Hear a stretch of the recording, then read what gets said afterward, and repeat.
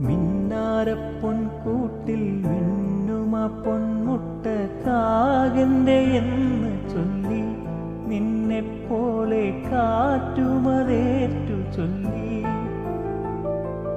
നേരു പറഞ്ഞിട്ടും നെഞ്ഞു തുറന്നിട്ടും കൂട്ടരും കൈവെടിഞ്ഞു.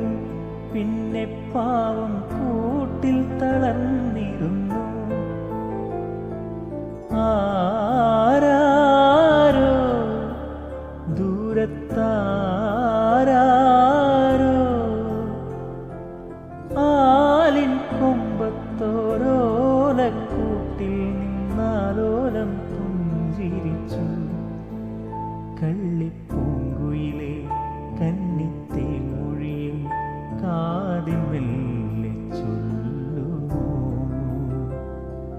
കാവതിക്കാക്കതൻ കൂട്ടിൽ മുട്ടയിട്ടന്നൊരു നാൾ